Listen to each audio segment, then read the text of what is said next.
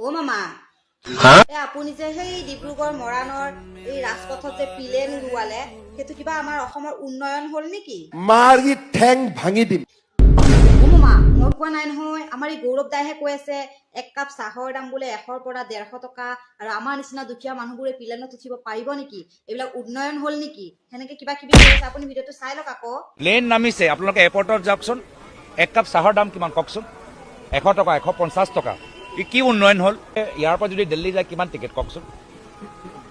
ইয়াৰ পৰা ডিব্ৰুগড়ৰ পৰা দিল্লীৰ টিকেট কিমান? 18,000, 19,000, 20,000। প্লেনটো নামিছে, কিন্তু দুখীয়া মানুহ প্লেনত উঠিব পৰা নাই। প্লেন নামিছে, আপোনালোকে এয়াৰপৰ্টত যাওকচোন, এক কাপ চাহৰ দাম কিমান কওকচোন? 100 টকা 150 টকা।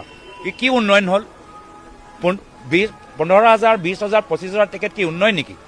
এয়াৰপৰ্টৰ ভিতৰত আপোনালোকে 10 টকা একাপ চাহ খাব নোৱাৰে, সেইটো উন্নয়ন নেকি? আপোনালোকে নিজে ভাবি চাওক। এতিয়া মই আমাৰ লগত আমাৰ দুইগৰাকী নেতা আছে, আমাৰ ৰকিবুল হুছেইন ডাঙৰীয়া, আমাৰ তেখেতক এই সম্বোধন কৰিবলৈ অনুৰোধ কৰিছোঁ। অসমলৈ প্ৰধানমন্ত্ৰী আগমন ঘটিছে আৰু মৰাণত তেওঁ নামিছে, যিহেতু হাইৱে ওপৰত, এইটো নকয় নে উন্নয়ন হৈছে অসমত?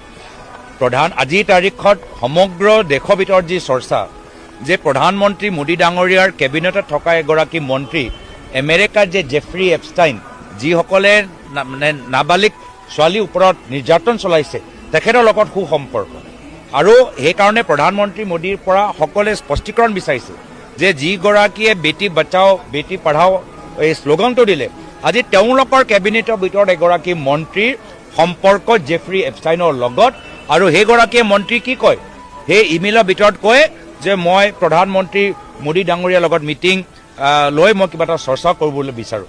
এনেকুৱা এটা কথা আজি তাৰিখত বিভিন্ন দেশৰ ভিতৰত জেফ্ৰী এপষ্টাইনৰ লগত থকা মন্ত্ৰী, ডাঙৰ ডাঙৰ লিডাৰ চব পদত্যাগ কৰিছে।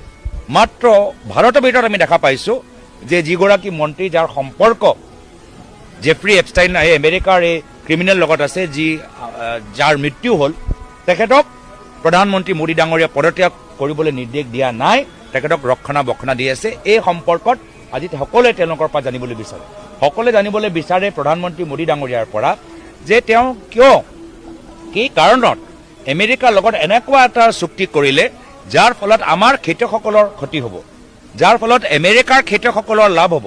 আৰু তেওঁলোকৰ খেতিবোৰ ডাঙৰ ডাঙৰ খেতি, তেওঁলোকৰ 100 একৰ 300 বিঘা 400 বিঘা মানে 1000 বিঘাৰ তেওঁলোকৰ মানে ধনী ধনী খেতিয়কসকলক সহায় কৰা এনেকুৱা এটা চুক্তি প্ৰধানমন্ত্ৰী মোদী ডাঙৰীয়াই কিয় চহী কৰিলে, সেইখিনি কথা এতিয়া প্ৰধানমন্ত্ৰী মোদী ডাঙৰীয়াৰ পৰা আমি জানিবলৈ বিচাৰোঁ।